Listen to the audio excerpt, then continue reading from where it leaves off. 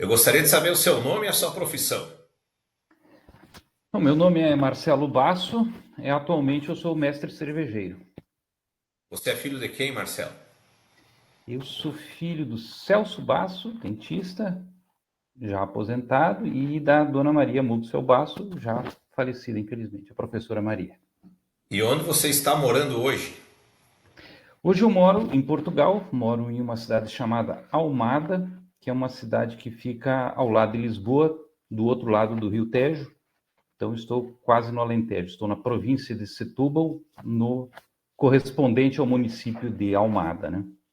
Bom, eu vou passar aqui uma informação para o nosso ouvinte mais jovem, que talvez não tenha acompanhado, né?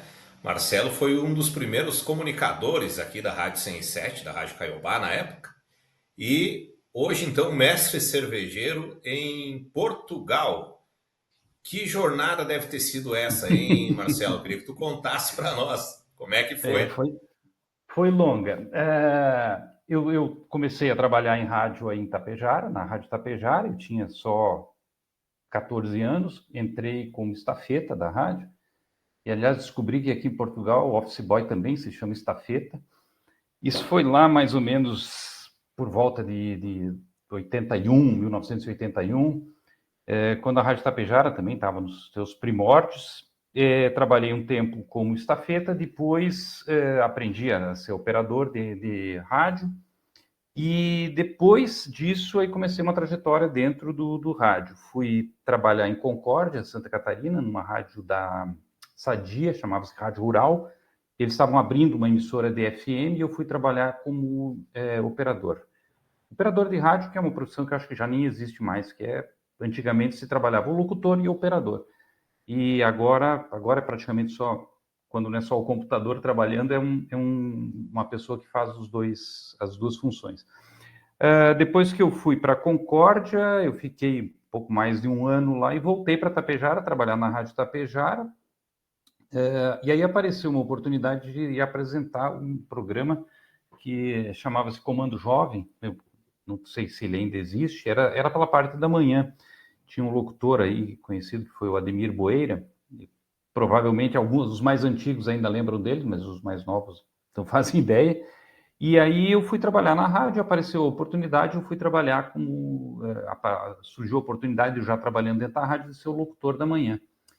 E nessa época o meu operador era o Juliano Girardi, que estava entrando no rádio para fazer... Era o meu operador, ele ficava do outro lado do aquário, como a gente chamava, né?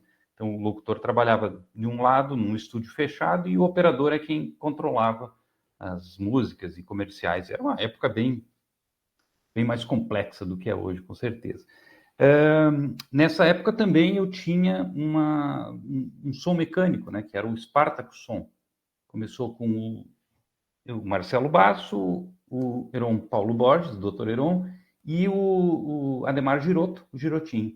Nós três tínhamos um equipamento, e aí foi crescendo, fizemos uma parede de som, e uma época sofrida, eu jurei que nunca mais volto a carregar caixa de som na minha vida. É outra coisa que modernizou bastante, né? Hoje o dono de Sim, equipamento de sim, som não faz hoje mais tem... força.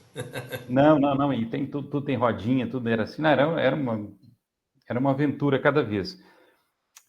Mas depois eu comecei a vislumbrar que eu precisava, para ter, para chegar onde eu queria dentro da minha profissão, Tapejara já acabava ficando incompatível. Eu queria uma coisa um pouco maior e eu queria ir para Porto Alegre, trabalhar em Porto Alegre, queria trabalhar numa capital. E então eu fui atrás de um trabalho em Porto Alegre. E em Porto Alegre eu encontrei um rapaz chamado Jorge André Brits. Esse Jorge André era uma pessoa que eu já conhecia e ele era o diretor da Atlântida na época. E aí eu fiz uns testes lá e ele me falou, olha, fica por aí que quando aparecer uma vaguinha, alguma coisa, eu te encaixo na Atlântida.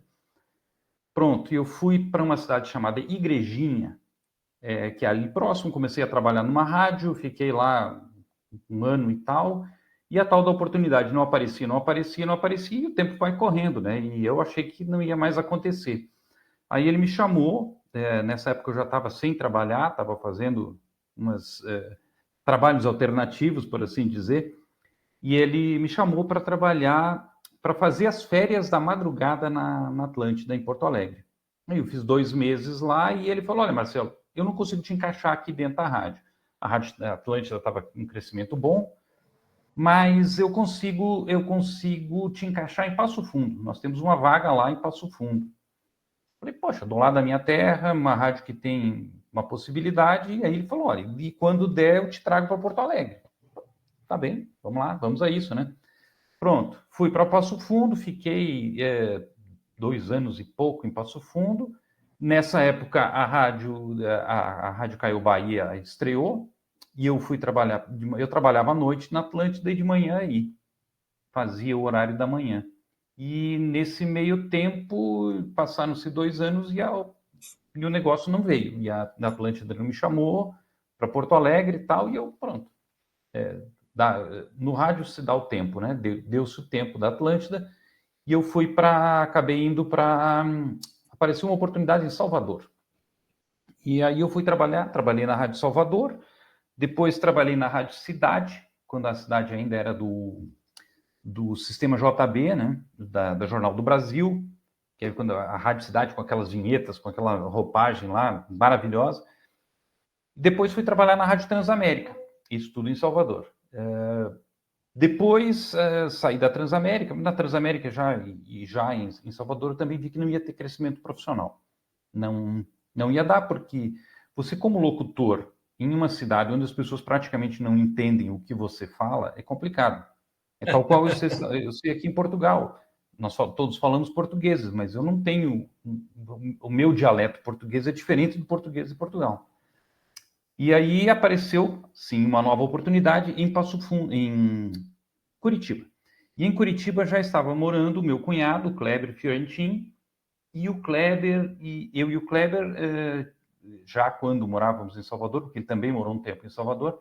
E o Kleber é tapejarense também, desculpa te interromper, mas para o nosso ouvinte sim, saber, sim, o Kleber também é tapejarense, né? Sim, é Fiorentin, né? Kleber Fiorentin, filho do seu Idílio, um dos filhos do seu Idílio. E ele é casado com uma irmã minha, a Luciana Basso, e hoje estão morando em Florianópolis. Aliás, muitos tapejarenses em Florianópolis, dá para quase fazer uma vila lá, um É bairro. verdade. Pronto, aí nessa época o Kleber já estava morando em Curitiba e eu já tinha uma outra irmã, que é a Adriana, né? Que também já morava em Curitiba, e aí apareceu a oportunidade.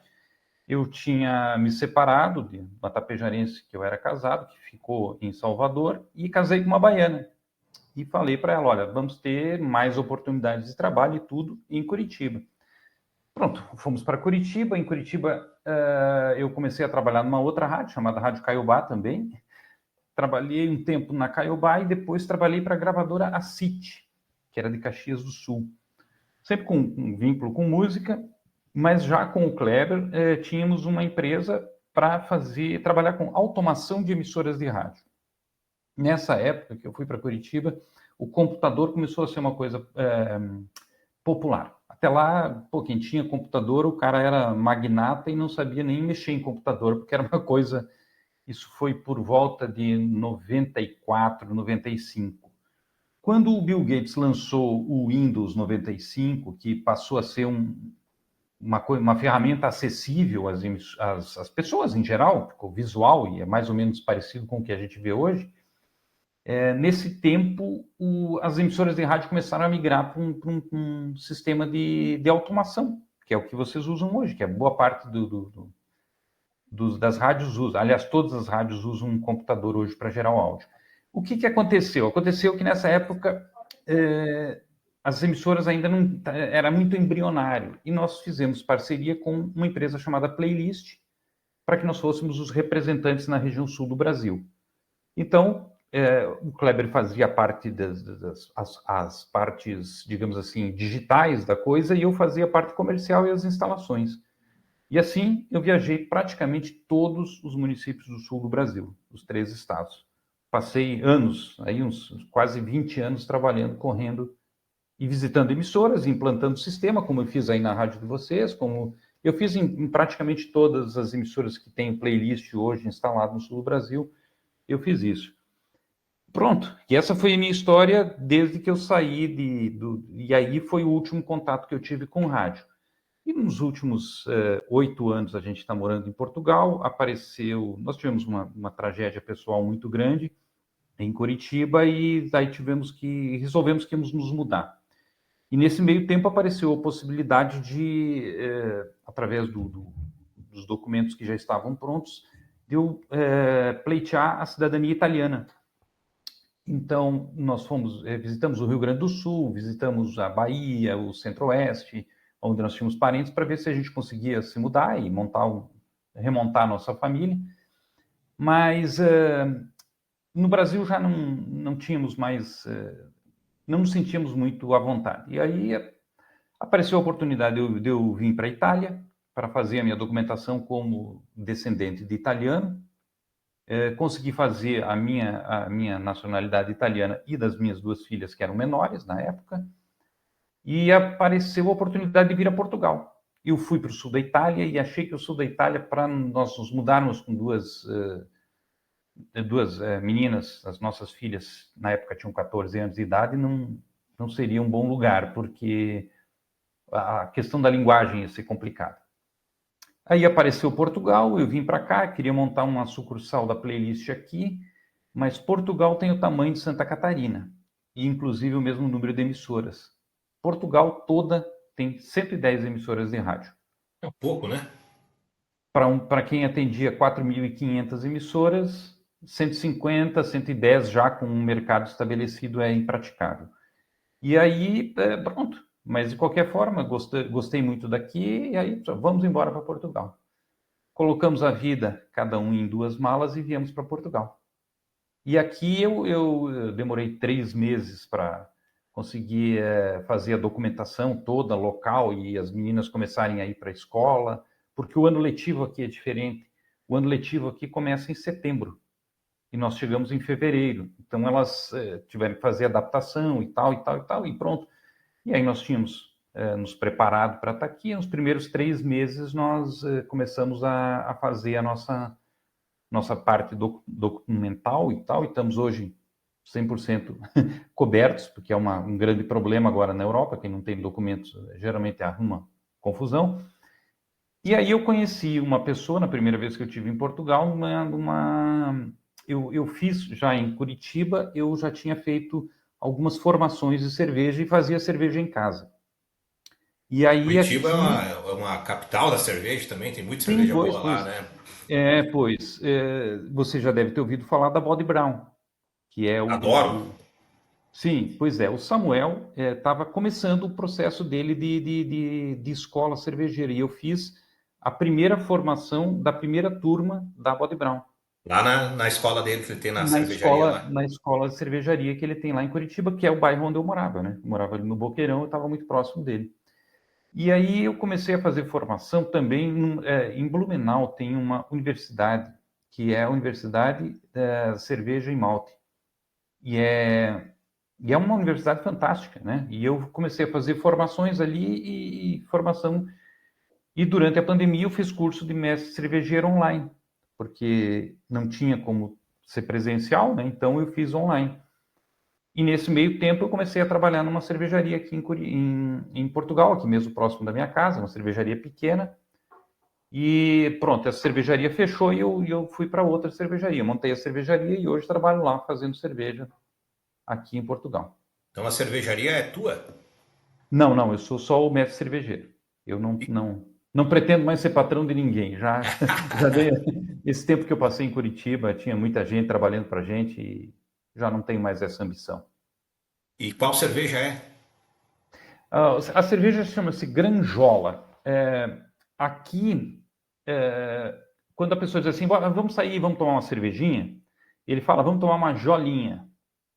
Uma jolinha. Então, cervejola, jolinha é um diminutivo, né? E aí, essa empresa criou uma cerveja chamada Granjola. É uma cervejaria pequena, óbvio, os moldes de Portugal ela é mediana, mas ela é uma cervejaria bem pequena. Mas ela produz para 3 restaurantes que são do grupo. Então eu produzo cerveja basicamente para 3 restaurantes e alguma coisa para fora e tal, mas basicamente são para 3 grupos, para 3 restaurantes. E ela é engarrafada ou é chopp daí, não, em barril? Basicamente no barril. Alguma coisa em garrafa, muito pouco, vamos dizer assim, 5%. Alguma coisa em lata, muito pouca. A lata vai para o verão, né? Para vender na beira da praia, porque eles têm um restaurante que fica na beira da praia e 2 que ficam na cidade. Então, durante o verão é um caos. Eu começo a fazer cerveja em fevereiro, para quando o verão chegar aqui em julho e agosto, eu já ter cerveja estocada, porque senão não dá tempo. E como é É que é o uma consumo de cerveja em Portugal comparado com o brasileiro aqui? A gente bebe muita muito pequeno, Pilsen, né? Cerveja muito gelada e pequeno. tal. Muito pequeno. Aqui bebe-se muito vinho. Vinho é bom e é muito barato. Então a gente tá num mercado bem ingrato. A cerveja aqui é uma coisa esportiva, não é uma coisa como nós. O português em si ele não tem o hábito de como nós sair no final do dia e fazer o happy hour. O português em geral ele sai e vai para casa jantar. Ele não sai, toma alguma coisa, passa num bar e depois vai para casa. Ele vai para casa direto depois do serviço. Então, não tem o hábito disso. E é um produto muito mais do verão. E também sofre os mesmos problemas que aí a maioria das pessoas bebe as bramas antárticas e tem uma briga. Aqui essa representação se dá pela Superboc e Sagres. A Conheço as Superboc, duas. pois, a Superboc é do grupo da Carlsberg e a Sagres é do grupo da Heineken. Mas é assim, se bebe basicamente a Pilsen e Lager aqui. E eu vendo alguma coisa de IPA e um pouquinho de Dunkel, e durante o verão um pouquinho de Witbier, bem moderadamente. E agora, para o final do ano, vamos fazer um experimento que é uma cerveja é uma We Have inglesa, com 11% de álcool, que foi feita no dia 11/11 do ano passado, e passou um ano maturando num barril de vinho moscatel. E ficou uma cerveja muito boa. Então vai ser feita uma edição especial e nós vamos testar no mercado para ver como é que funciona. Uma cerveja que vai ter um custo aí de, não sei em reais, mas vão ser 15 euros. 15 euros vai dar aí uns 300 reais, mais ou menos. É uma cerveja que é para um público muito seleto, né? Vamos tatear o mercado, né? Se isso der Legal. certo, vamos começar a trabalhar mais isso para o inverno. Que acaba se aproximando do vinho um pouco também, né? Talvez pega o gosto É, do pessoal aí. é um bom mote, é um bom mote pegar o vinho. Marcelo, vamos mudar um pouco o rumo da conversa aqui. Eu queria saber se Vamos lá. nesse período todo aí você ainda tem alguma relação com Tapejara ou se você perdeu totalmente. Não, não, tenho relação. Meu pai mora aí, eu tive aí há 2 anos, passei 3 dias aí, fizemos. Eu tenho bons amigos da minha época, né? Alguns se perderam, foram ficando pela estrada. Um grande amigo meu, que era o Jefferson Pacheco, o filho do seu Odi, partiu cedo demais. O outro foi o Jairo Testa também, partiu cedo demais. Mas eu continuo, o doutor Heron Borges, nós nos conversamos quase que diariamente, o Valmor Valentini também, nos conversamos praticamente, o Edmar Rigo também, fizemos uma janta aí quando eu estive aí lá na casa do Valmor, o Babinho também, e eu tenho essa relação, né? Quando a minha mãe era viva, eu sabia de tudo que acontecia em Tapejara, porque daí no domingo de noite liga a mãe, não sei quem mandou um abraço para você, não sei quem casou com não sei quem separou com não sei quem teve filho, abriu empresa e tal. Então eu tinha uma relação muito mais próxima, até porque eu morava aí. Hoje, para Tapejara, assim, eu tenho uma relação de saber como é que as coisas estão e tal, e do Rio Grande do Sul todo dia, porque eu ouço a Rádio Gaúcha todo dia, na sala de redação, para ver as fofocas do futebol, e ouço futebol todo dia. Toda vez que o Inter joga, eu insisto em ficar até 3 da manhã, porque nós estamos a 3 horas de diferença, então eu fico até 2, 3 da manhã ouvindo o jogo Ultimamente e tá sofrendo difícil, muito. né? De ser Ah, gremista e de difícil. ser colorado, qualquer lado aí não tá fácil. Vai para ser colorado, tá mais difícil, viu? Então eu sou gremista e discordo. Não, tá difícil para todo mundo. O futebol se transformou numa máquina, e eu, como acompanho também a Liga Europeia, você sente assim que a relação do jogar futebol no Brasil ficou bem complicada. O jogo é ruim, é feio, é feio. Raros são as partidas que você assiste e assiste com gosto, né? A maioria não Concordo com vai. você, tá bem feio o nosso futebol.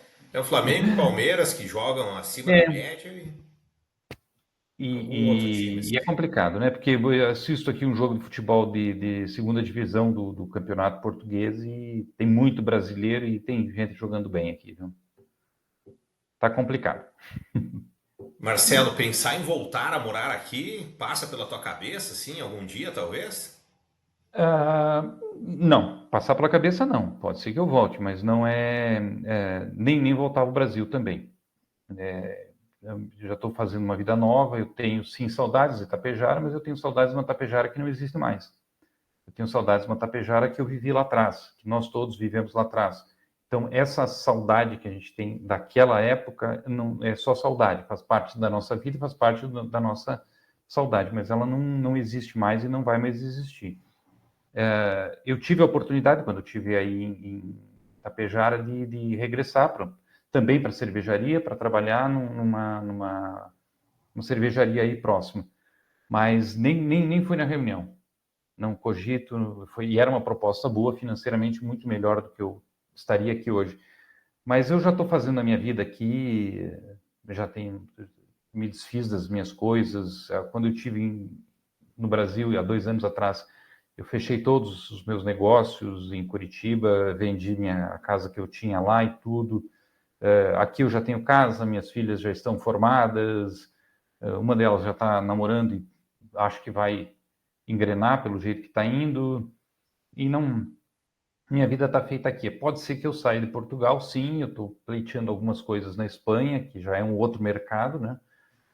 Mas voltar ao Brasil não é bem a minha, não está no meu target, mas claro, se aparecer uma necessidade ou alguma coisa assim, eu sei que tem as portas abertas aí em vários lugares por onde eu passei, mas assim, em termos de pensar, Eu falei com o não pessoal penso. do Playlist num evento que eu fui da Gert há poucos dias. Pois. Eu senti assim um carinho enorme que eles sentem por ti, né? Eu vi que vocês Foi têm uma uma, ligação foi, muito foram, forte ainda, né? Foram muitos anos. A pessoa com quem você conversou, João Marcelo, não sei se a Elida, acho que a Elida estava lá também, que é a esposa Tava lá dele. também. São pessoas que nós nos conhecemos, começamos a trabalhar praticamente juntos, fazíamos a mesma, juntos praticamente fazíamos a mesma coisa. Só que ele representava o playlist na região Nordeste e eu representava e nós representávamos na região Sul. O que aconteceu foi que nós criamos a playlist é uma grande família e o João Marcelo é um grande amigo, já esteve aqui 2 vezes me visitando. É, é, ele e a Elida são pessoas queridíssimas, nós temos uma amizade de família, né? E o Rony também, que é o proprietário da Playlist. Inclusive, quando eu me mudei para cá, com a intenção de abrir um negócio aqui, ele queria também que a gente tivesse uma representação aqui na Europa. Mas nesse mercado não é possível, é muito difícil e já tinha pessoas estabelecidas.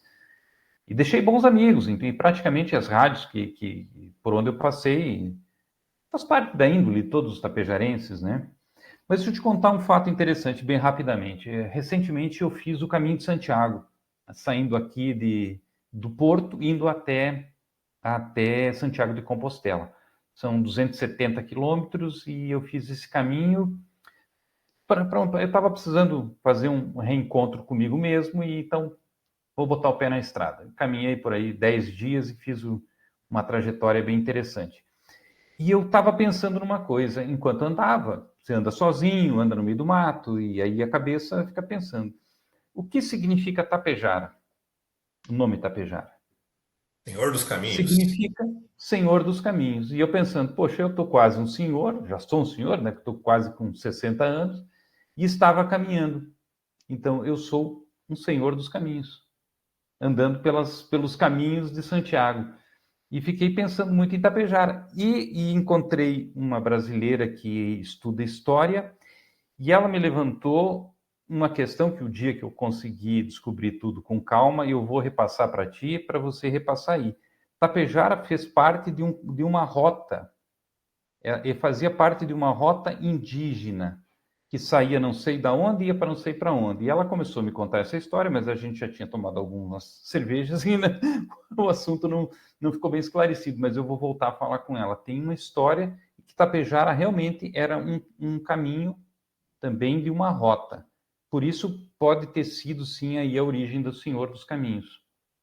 Alguém já me falou aqui, eu não vou lembrar quem, acho até que foi a Elaine Fontana, que é jornalista local, que o Senhor dos Caminhos, no caso você se imaginou como o Senhor dos Caminhos, mas o Senhor dos Caminhos na verdade é o caminho, né? Que é o Senhor dos Caminhos, então deve ter Sim, essa relação aí também, tem né? uma relação, tem uma relação. Eu vou descobrir e depois eu vou te passar isso. É que essa aqui chama-se rapariga, essa moça, ela é historiadora e conhece muito de história, então ela estava me falando sobre isso. E quando eu descobrir sobre isso, eu vou repassar. Estamos combinados. Marcelo, eu vou encerrar com a Perfeito. mesma pergunta que eu faço para todo mundo. Todo mundo que eu faço a pergunta tem muita autoridade para respondê-la, mas sabendo da tua trajetória que teve mudanças na carreira, mudanças de cidade, mudanças de regiões, de países, eu acho que você também vai ter bastante autoridade para Uhum. dar um conselho para o nosso ouvinte, conselho sobre carreira, sobre a vida aí, para que a gente possa encerrar então com chave de ouro a primeira temporada da série Por Onde Ando. Boa. Boa. Primeiro, eu vou te parabenizar pelas entrevistas, Henrique. Eu vou ser sincero que a maioria das pessoas que estiveram ali foram gratas surpresas, que eu não sabia que existiam, porque eu saí muito cedo de Tapejara, então não sei quem, filho de não sei quem, eu não me lembro nem do pai, quanto mais me lembrar das pessoas. Mas um sentimento comum entre todos é que todos que foram em busca de alguma coisa encontraram essa coisa que estão procurando. Então, conselho de trajetória profissional e pessoal. Saiba para onde você quer ir, porque senão o caminho é sempre mais longe.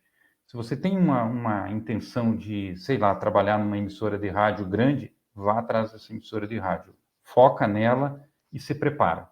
Esteja preparado para quando você chegar nela, você está pronto para o embate que você vai ter.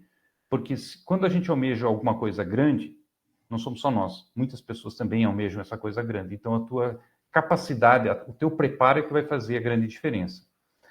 Em relação a você sair do teu estoque, você sair da tua cidade, como eu, todos esses que você entrevistou saíram, você tem duas situações. Você não pertence mais a Tapejara e você também não pertence aonde você está. Eu estou morando em Portugal, mas eu não sou português. Mas eu já não sou mais, eu já não me enquadro mais dentro de Tapejara. Então eu já não tenho mais uma identidade de onde eu vim e nem de onde eu estou. Eu passo a ser um cidadão do mundo. E ser um cidadão do mundo é muito interessante, porque aí você não tem o rabo preso com ninguém. Você pode ir para qualquer lugar que você queira. E, aliás, você pode e deve. Mas para isso é bom estar preparado, né? Então, independente do que você vai fazer, se prepare, estude, leia muito, veja tudo que você precisa ver e esteja preparado. Porque quando a oportunidade chegar, você tem que estar pronto. Se você não estiver pronto, o cavalo passa, você não monta e já era. Obrigado pela oportunidade.